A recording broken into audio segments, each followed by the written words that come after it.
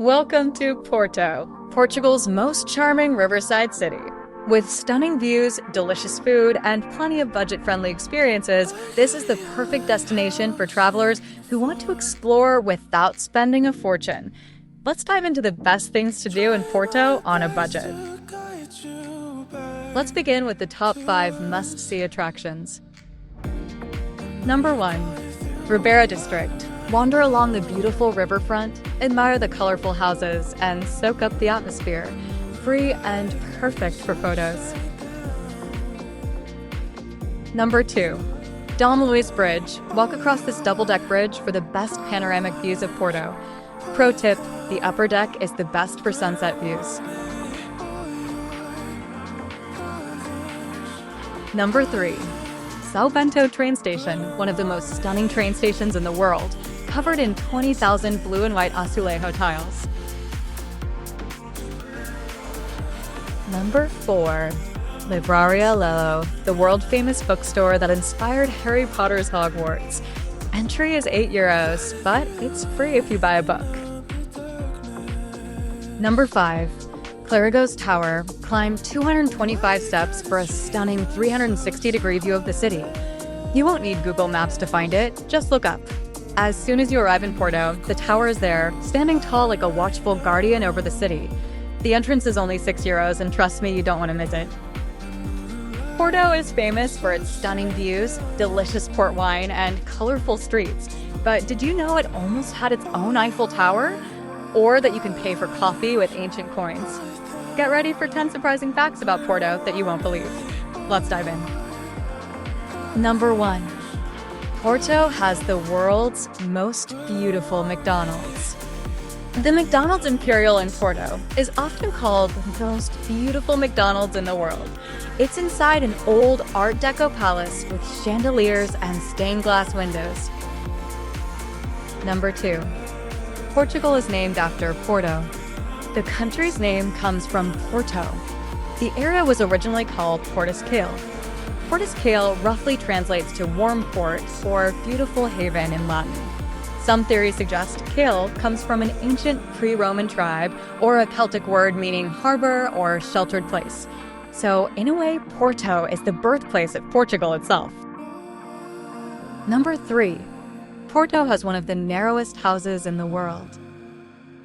Hidden between two buildings, Igreja dos Carmelitas and Igreja do Carmo, near Clérigos Tower, there is a tiny house just 1.5 meters, 5 feet wide. It's so small, you might walk past it without noticing. Locals say it was built to cover up a gap between properties to avoid paying extra taxes. You can find this place at Rua do Carmo 1, 4050 to 164, Porto, Portugal.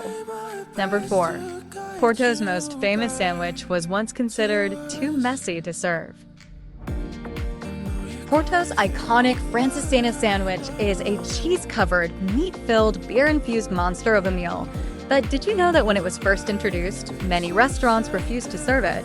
Over the past several decades, the sandwich has become a regular sight in Portugal, but it only dates back to the 1950s. So where did it come from? The hint is in the name. The word francesinha literally translates to little French one. The sandwich is a Portuguese version of the croque monsieur, a hot French sandwich made with ham, Gruyere cheese, and bechamel sauce. If you're feeling really hungry, there's a Franciscana eating contest anyone can join. Or you can try one at several cafes for between €8 and €12. Number 5. Porto locals are often called triperos or triperos. People from Porto are known as triperos, meaning tripe eaters. What? Tripas à moda do Porto is a traditional dish from Porto with a rich history dating back to the 15th century. It consists of hearty, flavorful ingredients, originally made out of necessity when locals gave the best cuts of meat to soldiers and kept the leftovers for themselves. It consists of tripe, beans, pork, churrico, spices, and white wine served with rice. Would you try it? Number 6. Port wine doesn't actually come from Porto. Even though it's called port, the wine is actually produced in the Douro Valley. The barrels are then sent to Vila Nova de Gaia, across the river, to age. Technically, port doesn't come from Porto. Number 7. Porto's trams, a ride through history. Porto's iconic trams aren't just a way to get around, they're a moving piece of history. These charming 100-year-old electric trams take you on a scenic journey through the city's narrow, hilly streets, offering breathtaking views along the way. Around €6 per ride, you're not just paying for transportation, you're stepping into the past. It's one of the best ways to experience Porto, like in the old days, with the wooden interiors and classic bell sound making the ride extra special. Number 8. Porto almost had its own Eiffel Tower. Before building the Eiffel Tower, Gustave Eiffel designed the Ponte Maria Pia, the iron railway bridge in Porto. Some say he originally wanted to build a tower here. Can you imagine? Number 9. You can pay for coffee with old Portuguese money. In some cafes in Porto, you can still pay for coffee using old Escudo coins, Portugal's currency before the euro. The Portuguese Escudo was Portugal's official currency from 1911 until 2002, when it was replaced by the euro. So, if you find some old Escudo coins, they could be anywhere from 20 to over 100 years old. Number 10. Pastel de nata, Portugal's most addictive pastry. Did you know that the original pastel de nata recipe is a top-secret mystery?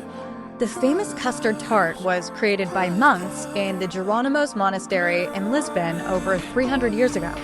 When the monastery closed in 1834, the secret recipe was sold to a bakery, Pastel de Belém, where it's still made today using the original, undisclosed method.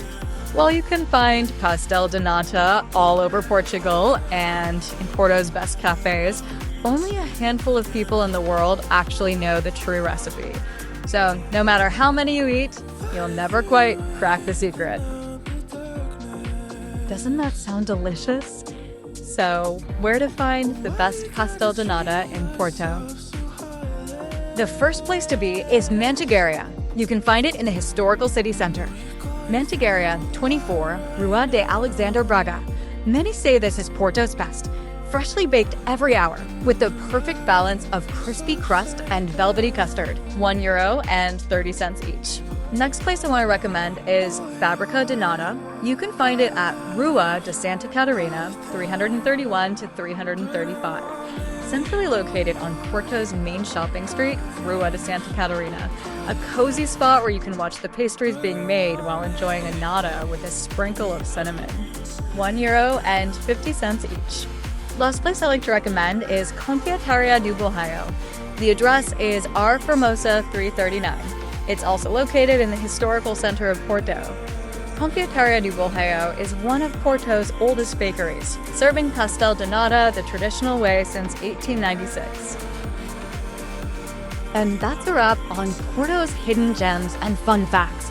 But this is just the beginning. There's so much more to explore.